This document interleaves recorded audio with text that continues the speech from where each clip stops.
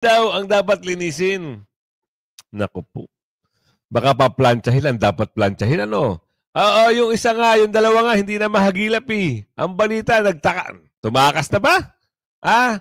Yung dalawang construction company na yan, yan yung number 2 saka number 3 dun sa listahan ni PBBM na mga construction companies na pinakamaraming projects na na-award sa kanila.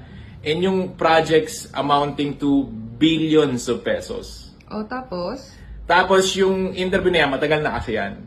And nabasa ko this morning, yung palang sila Julius Babaw, allegedly, ang laki ng binayad sa kanila para gawin yung interview na yan. Kasi, Iyaking congressman sa mga congressman na nag-excuse ngayon na magagawa lang daw sila ng batas. Bakit hindi po yung DPWH ang kanyang sitahin? Ang trabaho namin po bilang congressman ay mag-propose lamang. Yes. Good morning mga kasama. Happy Sunday everyone. Saan man kayo sulok at panig ng daigdig. Happy morning and happy Sunday. Andito naman si Kuya Gus nagbabalik. At syempre, kung hindi ka pa nakasubscribe, mag-subscribe ko na. Huwag kang papahuli ha sa mga issue, balita at reaksyon ng bayan. Ito na. BP Sara sinupalpal si Bongit sa flood control. Galit-galitan kunwari, malamang. Galit-galitan itong si Bungit-ngit dahil nagkakabistuhan na eh. At yung mga ibang congressman, tamatahol na kahit hindi mo naman na pinaparinggan. Konting tapik lang, umaalulong. Walang ghost project sabi sa Cebu. Nako, DPWH. Ano ba yan? Tatlo hanggang 4 na kontraktor natukoy na. Nagbigay ng donasyon sa 2022 election. Naku, sino kaya yon? At ganyan ang utak ng langaw, ugaling langaw. Mayor Isko Moreno kay Kong Chua. Title yan ha. Kilala nyo naman kung sino pinatatamaan dyan.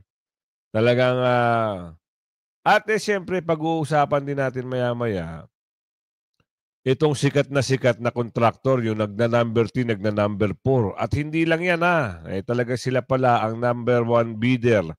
Kunwari ba yun? Kunwari ba yun? Sabi ni Aling Ledesma. Oo. At ito sa dahig parang natanggal na si Kan. Salamat naman. At ito, pasok na natin. Dismayado si President Bongbong Marcos matapos mabistong wala pang nasisimulan sa 55.7 million pesos na River Wall Project sa Barangay Piel sa Baliwag, Bulacan. Grabe, no? Ibang klase. Patapusin muna natin. Sige, tuloy. Sa kabila ito ng record ng DPWH na nakumpleto na umano at fully paid na ang proyekto as of June 2025. Hinahanap pa raw ang contractor sa likod ng ghost project na ito. Aniya ni BBM, nakakalungkot pero marami pang iba na sa aming palagay ay ganito rin. Ganito kalaking project, 220 meters, 55 million ng kontrata pero walang nagawa kahit ano. Hindi daw disappointed si BBM pero galit na galit daw. Pinagtataka pa ni BBM kung bakit hindi mahanap ang contractor sa likod ng proyektong ito. Aniya, baka daw o siguro nakailang layer ng subcontractor kaya daw wala ng record. Diyos ko BBM, ano? Ito kasi ang mali ang nangyayari kasi may contractor na pinasasubcon pa, lusaw ang pondo. Meron naman, may proyekto, may proposal, may design, wala namang proyekto. Totoo, di ba? Ano yung nakita niyo sa Pampanga? 293 billion. Siniwalat ni Gov. Meron ba nakita? Isa lang, wasak pa. Mantakin niyo yun. Nawasak pa. Ngayon, ito mga kongresista na ito, na kontratista na tinatawag, sabi nga doon sa isang video, tago na! Alako. Yung isa umaalma. Merong umaalma na taga Maynila, hindi kayo lulusot. Hinahamo mo pa si Magalong, na ilabas ang mga ebidensya at pwedeng ilabas ang ebidensya, ipatawag para magkaroon ng investigasyon. At hindi sa inyo, hindi sa Kamara, sa Senado. Doon mag-usap-usap at ilatag lahat kung sino ang mga kontratistang kongresista na kasabwat sa maanumalyang flood control. Pero inyo, tagal niyong niloko mga Pilipino. Sabi ni Aling Ledesma. Di ba? Ang tagal niyo pinagluloko ang sambayan ng Pilipino, nakakalain ng tao, kayo ay gumagawa at tumutulong sa mga constituent nyo. Pero ano nangyari? Pinagluloko nyo. Busit kayo. O, tuloy. Magagawa ng galit mo kung hindi mo naman mapaparusahan at mapapanagot ang mga nasa likod ng pangbubulsa ng pondo at gabay ng bayan. Masyado kasi kayong nakafocus sa mga Duterte. Hayan, Tama. naisahan na rin kayo ng mga tunay na magnanakaw na nakaupo. Iyan ang resulta sa pagiging bagong Pilipinas mo. Kung leader ka talaga, ipakulong mo ang mga congressman at governor Tama. na sangkot dyan. Pera Tama. ng bayan yan, tapos kinurakot lang, weak leader ka talaga. Pag hindi mo naipakulong yan, mukhang malabo rin naman. Kasi Ang tumulong yan. problema, parang yung, ano ba yung kahapon na nabalita, yung order, no? Yung meron siyang parang inabolish na ata eh. Kaya yun sa mga pandadorobo, parang tinanggal niya ata eh. Baka yun ang isang no? Para walang makulong. Isang way nila yon, di umano, na para mayroong maimbestigahan at may mapatunayan, pero walang makukulong. Di ba siniwalat yan? Totoo, di ba? Yung nakapanood ng video na parang inilahad ng isang political analyst. Di ba? Eto, may hirit si Bubante. Kailangan mo si Mayor Magalong humarap sa pagdinig. Saan ba? Sa pagdinig sa inyo? Naku, Diyos mo, Marimar.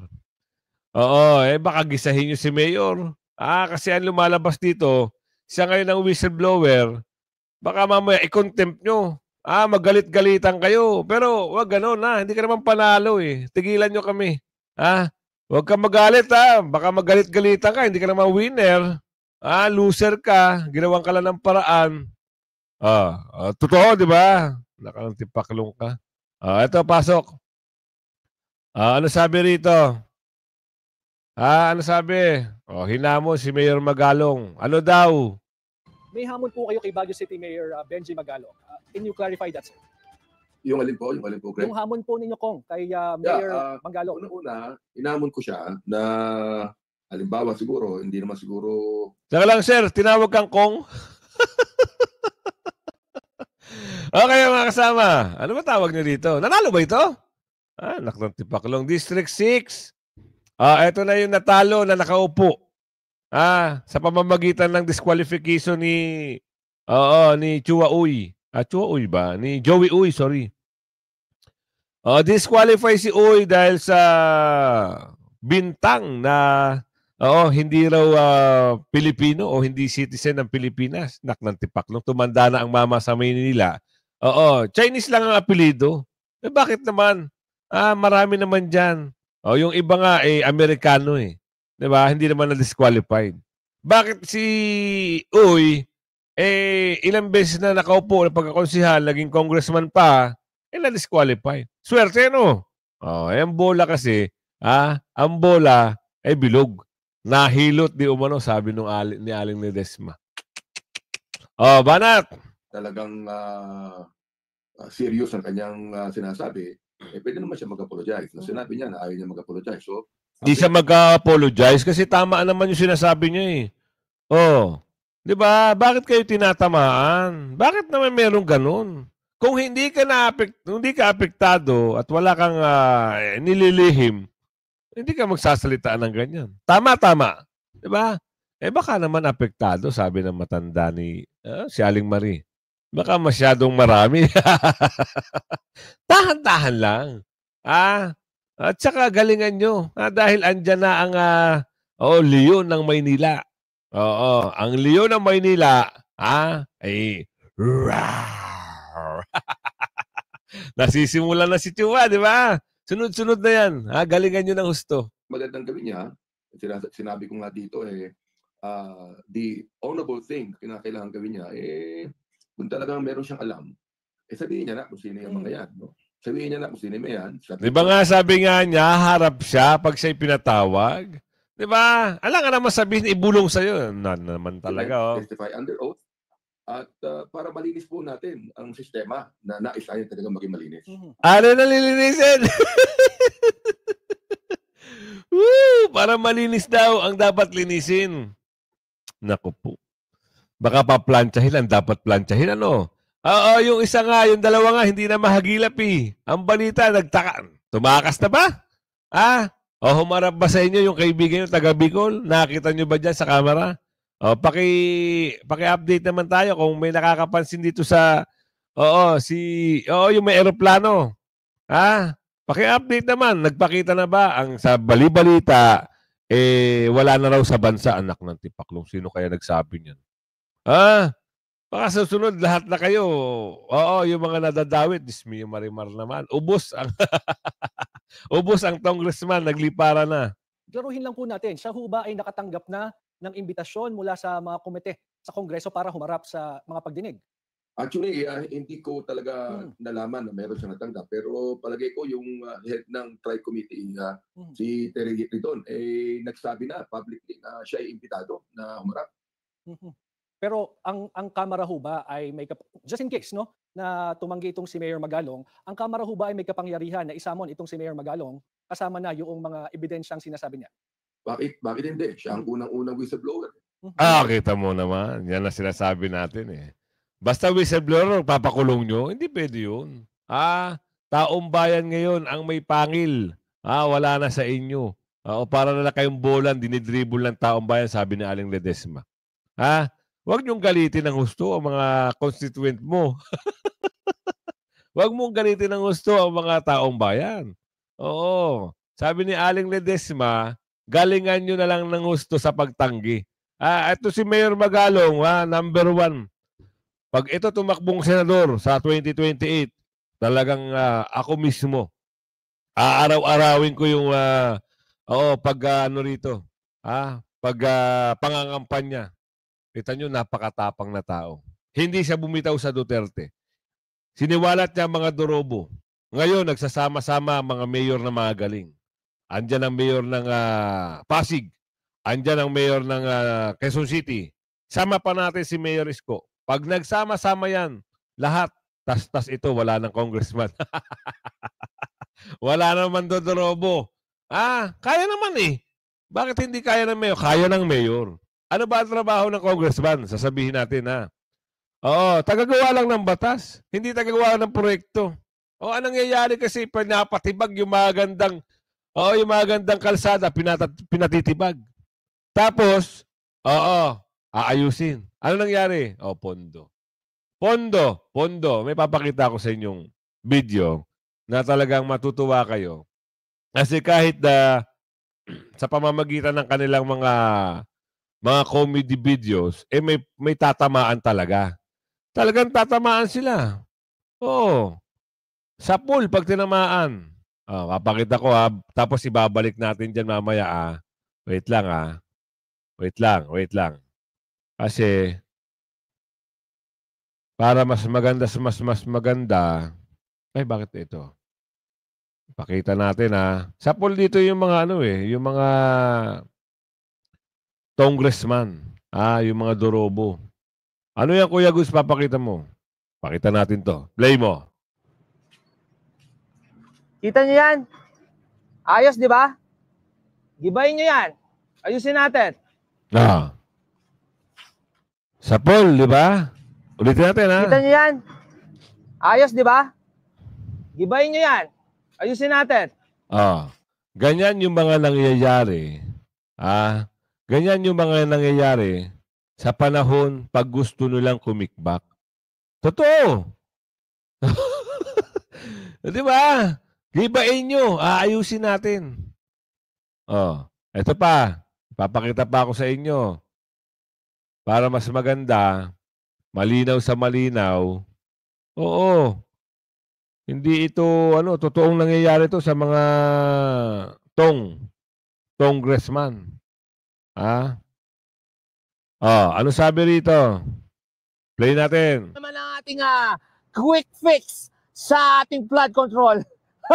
Epoxy yan, pare! Bumili ka ng Mightyban, baka sakaling dumikit pa yan. Ang ganda naman ng magkaka-epoxy nyo dito, kumpadre. Pwede pa to. Hindi, teka. Bibigyan natin ng pondo yan. 1 bilyon! Epoxy nyong buo yan. Nagtagal naman ang ating quick fix. Isipin niyo mga kasama, ganun ang nangyayari. Hindi ho kwentong kutsero. 'Di ba? Sasabihin na ni kontraktor. Sabi ni secretary, sabi ng ni district engineer, okay na 'yan, pasado na 'yan. Pasok sa banga. Para makuha na natin yung pondo. Para may billing tayo. Pasok sa banga. Ngayon, August, September, October, November, December, 4 na buwan. Isipin nyo, wait lang may ayusin lang ako. 4 na buwan, wait lang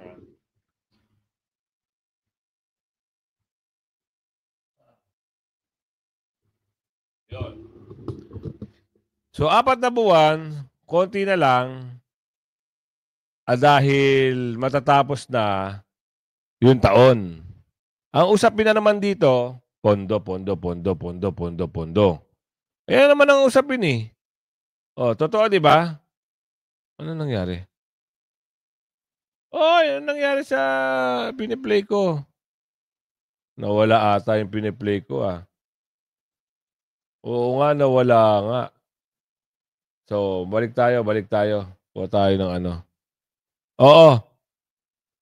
Ang nangyayari, okay, pasok muna natin to si yung maraming luxury car. Sobrang dami yan luxury car. Ito pa pala. Ipasok natin tong isa. Balik natin Ito yung kanina Sipin nyo, yung pondo, gagawa na naman nila ng paraan. Bakit? Karapatan ng Kamara. Bakit gagawa ng paraan? Kasi dapat nila maubos yun para wala silang ibalik dito sa gobyerno. O kahit matinong kalye, gigibain. Meron nga ako nakita Bandang Paranaque. Naknang Tipaklong Nagka-traffic na Hindi nyo ayusin sa gabi. Pero maganda pa yung kalsada. Wala tayong magagawa. Ganun talaga. Oo. Pero hindi nila maayos yung mga talagang sira. Kagaya ng mga, di ba, nagbaha, butas-butas yung mga kalsada. Hindi nila maayos agad. Walang pera dun Try. Karapatan ng Tri Committee na ipatawag siya. Nako. Kasi nung Kung huling... talagang meron siyang tinatago na sinabi naman niya na alam niya kung sino-sino yung mga yan Hindi sabihin niya na, ba't kinakailangan pang magbibigay siya ng blanket association sa buong Kamara, di ba? Kung kasi itong si Mayor Magalong, nung huling nakausap namin dito last week, sinabi niya na, willing siyang humarap sa mga pagdinig ng Kamara, pero hindi niya dadalhin yung mga ebidensyang hawak niya. Tama. Meron daw siyang trust issues sa Congress. Your comment, please. Kung halimbawa, wala siyang tiwala sa Kongreso, talagang magiging honorable ang magiging investigation dyan. Ako, naniniwala rin ako na pwede natin gawing independent commission yan Oo, bilang independent commission. Wala rin sa Kongreso yan. Palagay ko, harap na siya. Sabihin niya ng mga pangalan. Lahat ng mga pangalan na sinasabi niya na alam niyang meron siyang ebidensya, sabihin niya na, ako, I'm in favor of an independent commission to investigate on this. And once may mapangalanan po niya, ano yung next step ng Kamara hinggil dito? Ang next step ng Kamara siguro, hindi lang yan, imbestigahan na. Imbestigahan na sapagkat sinabi naman ni Congressman Terry rito na kung merong talagang dapat imbestigahan sa Kamara, imbestigahan na yan. O meron pwede mag-complain sa Committee on Ethics tungkol dyan, imbestigahan na rin. Pero mas maganda siguro na magkaroon na ng independent commission. Ang imbestigahan nyo muna, mas maganda, boss, amo, manager, yung kontraktor. Oo. Di ba? Patawag nyo yung kontraktor, paaminin nyo kung sino yung naglalagay. Sabi ni Aling Ledesma di umano, meron daw lagayan nangyayari. Yun muna patawag nyo. At saka, oo, last na yan kay, kay Mayor Magalong. Bakit? Alam naman natin, totoo lahat ng sinasabi niyan eh. Para shoot sa banga itong mga kontratistang kongresista, masiwalat ang mga baho. Diba? Kagaya nito, ipapakita ko sa inyo. Ano sabi rito? Eto, panoorin nyo. Ano na ba to? Alin? Oo, napanood ko na yan. Bakit matatanong? Sino tong mga to? Yung babae dyan, yan si Sara Diskaya, tapos yung kasama niya, yung asawa niya. Sila lang naman yung may-ari nung Alpha Omega Construction saka St. Timothy Construction. Sa inyo Yung dalawang construction company na yan, yan yung number 2 saka number 3 dun sa listahan ni PBBM na mga construction companies na pinakamaraming projects na na-award sa kanila. And yung projects amounting to billions of pesos. Tapos? Tapos yung interview na yan, matagal na kasi yan. And nabasa ko this morning, yung palang sila Julius Babaw, allegedly, ang laki ng binayad sa kanila para gawin yung interview na yan. Kasi yung intentions, according dun sa article na nabasa ko sa Manila Times, is para pabanguhin yung image ng mag-asawa. Para, syempre, magbabango yung image mo, mas marami kang makukuha projects, di ba? Parang ganun yung gustong mangyari na dun sa interview. Pero that's all alleged. Ang pinaka talaga dyan is, kapag nasa government ka, ang bilis ng pag-angat. Oo nga, no? Government ka na lang. Diba? Booking. Mag-government na lang. Ay, naku, ang bilis ng pag-angat. Ang daming luxury car. Tama naman yung sinasabi ni Senador Marcoleta. Pag napatunayan na yun ay galing sa mga hindi maganda at yun ay galing sa mga pandudorobo, di umano, bawiin lahat ng asset and liabilities. Diba? Para matauhan. Ilang kumpanya, yung nabanggit, napakarami, di ba? Hindi ho biro. Ano nangyari? Nag-iiyak si Chihuahua. Nag-iiyak eh. Kahapon. Di ba? Meron siyang vlog niya, sarili niyang vlog. Interview ba yun? Sorry Interview ba yun? Meron siyang interview. Binubuli daw siya. Hindi ka binubuli. Talagang, dinadali ka na. Kasi, kayo bumibira kayo. Ito, sasabihin ko sa iyo. Ngayon, napapagtanto nyo, kahit mga bulager, yung mga dumidepensa sa amo nyo, hindi na kayo kayang ipagtanggol. Ngayon, binabatikos na kayo. Bakit? Tingnan nyo, halatang-halata naman. Paano kayo papagtanggol? Maling-mali nga. Lahat nagalit dahil sa flood control na ghost project. Pati bulager nyo, against na sa inyo. Diba? Ganun lang yan. Kaya, Chihuahua, lagot ka kay Yorme. Umpisa pa lang ito. Saka, mantakin nyo papagawa ka ng bahay. Ano gagawin mo? Siyempre, kuha ka ng building permit. Diba? Wala ka. Diba? Halos wala yung mga barangay hall. Wala, diba? Tama. Pangalawa, papademolish ka, kuha ka ng demolition permit. Wala ka din. Ano yung batas ka? Ngayon, iyak ka ngayon kay Yorme Isko. Yorme, wag mong tatantanan yan. Dahil yan yung bumira kay Senador Marcoleta, yan yung bumira kay BP Sara. Iyang mga yan, yung grupo na yan. 3 yan sa inyo. Buti na lang yung isa, hindi ko na nakikita nasa likod nila. Good job yun. Huwag kang sasali dyan, District 1. Huwag. Please lang. Ang political career mo ay masisira. Dumikit ka lang kay Yorme, pero huwag kang aatake sa mga Duterte. Pakiusap lang. Kilala nyo naman sa District 1. Hindi naman yan Baka siguro nadadamay lang. Siyempre, kasama niya yung mga congressman. Pero, kay Yorme ka lang dumikit. Magiging, yung political career mo, goods yan. Huwag kang magsasalita laban sa Duterte. Sigurado maraming mababas. Maraming mambabas sa'yo. Eto. Anong usapin to? Iyakin na lawyer na congressman. Pasok. Yorme, birahe. Iyaking congressman. Sa mga congressman. Na nag-excuse niya na magagawa lang daw sila ng batas. Bakit hindi po yung DPWH ang kanyang sitahin? Ang trabaho namin po bilang congressman ay mag-propose lamang. Pasikat lamang ito Nabisto lang kasi kayo. Nabisto lang kayo. Kung hindi kayo nabisto, walang problema. Oh. Nabisto kayo, iyakin kayo. Shoutout sa iyaking congressman. Ayun. Alam mo yung manluloko, lawyer, sorry. Hindi ko tuloy ma-pronounce ang Liar! Kasi minsan napapansin ko yung lawyer na congressman, nagiging liar. Liar yun, Mayor. Ano raw, binubuli? Ano, bully? O ngayon, kung sinasabi po niya na ito po ay illegal, di dapat lahat po yan, gibain niya. Hindi yung pinipili lang niya yung sa akin at saka kay Congressman Valeriano. Ito nangyayari sa kanya, selective. Pati po yung mga konsyal ko, pati yung mga barangay chairman ko, ginigipit po niya. Masyado po siyang bullying mayor. Oy, may pinakita si Yorme dyan, yung congressman yung dalawa. Yung nanalo ng District 4, tama ba? Tsaka District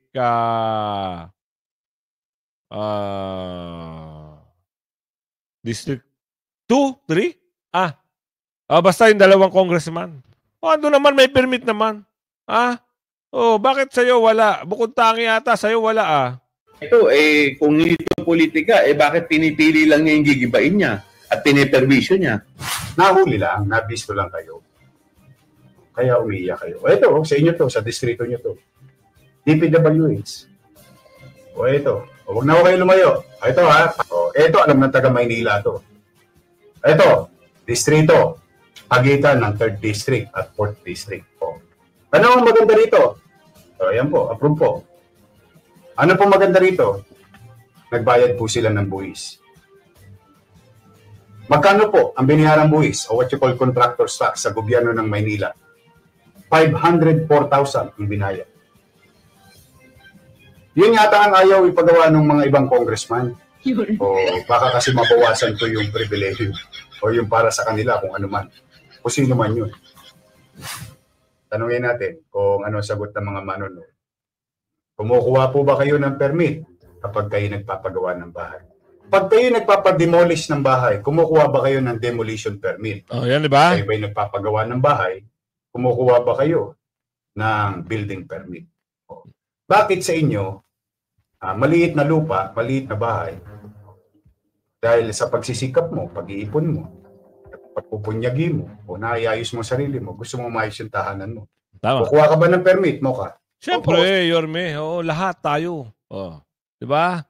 Yan ang dapat gawin. Sumunod ka sa batas kasi nasa batas naman yan bakit hindi ikaw kumukuha? Wow, wow, wow, wow, wow. Ano nangyari? Ano nangyari? So, mga congressman talaga ngayon, parang ayaw ngayon mabanggit ang pangalan puro ngayon ano ba tawag doon? Onion skin konting ngaw-ngaw. Bakit? Nadadamay daw ang mga pangalan sa mga maanumalyang flood control. Hindi naman nila lahat. Pero nga, sabi, kung wala kang itinatago, hindi ka magre-react. Nag-react. Damay ka na. Uy, nagkakantahan na ho ang mga governor. Governor ng Pampanga, kumanta na. Walang project na nakita. Governor ng Oriental Mindoro, walang project na nakita. Sino ang dapat sisihin? Bakit nalustay ang pondo sa flood control? Humihirit pa. At ito naman sa Maynila, nagkabaha-baha. Ayun naman pala, yung pumping station, hindi pinagana. Humihirit pa ng pondo. Sabi ni Yorme yan. Kung may babalik yung video, di ba? Siniwalat ni Yorme yan. Ano nangyari? Iyak na naman sila. Wag daw nila lahat ang mga taga-kamara. Nadadamay daw lahat. Pangalanan daw. Wait lang kayo. Mapangalanan naman kayo Isa lang Isa-isa lang. Huwag kayo nagmamadali. Lahat ng mga dawit dyan, papangalanan kayo ni Mayor Magalong. At hindi lang si Mayor Magalong, mantakin nyo. Mga senador na ho ang kalaban nyo dito. Agoy. Ang saklap. Nabitag na nga itong si si Saldico, nabitag na nga Di ba? Ano ngayon? Di ba? Sabi ni Cabin, magpaliwanag ka kung Saldico. Lumutang ka. Nasaan na ba? May balita ba kayo na umaatin sa kamera sa mga session? Para wala pa tayo nakikita mukha ni ko. Ang bali-balita dito, baka daw. Baka daw di umano, lumipad na sa kanyang eroplano. Naku, naku, naku, wag naman ganun. Lumutang ka muna bago ka mag-fly, bye-bye, Lutang muna, harapin muna yung investigasyon pag pinatawag. Ang pagkakaalam natin dito ay by bukas sa Martes, magkakaroon na naman ng hearing patungkol dito sa flood control. Huwag tigilan. At meron naman sila mga pahapyaw na ipapatawag na naman daw si BP. Para saan na naman? Anak ng tipaklong naman kayo. Ano naman kinalaman ni BP sa flood control? Kayong mga dorobo ang umuubos. Bakit si BP na naman tipaklong naman itong mga to? Wala na kayong malamang gawin kundi BP. Baka pinaka-ending naman ito. Si BP naman lahat na may kasalanan. Duterte na naman may kasalanan sa mga flood control. Yun na naman ang gusto nyo. Anak ng tipaklong naman. Dismiyo marimar naman. Mag-iyakan na lang kayo. Dahil damay-damay ko yung lahat. Hanggang sa muli kang umabot sa video na ito Pakilagay share. Bye-bye. Bye-bye.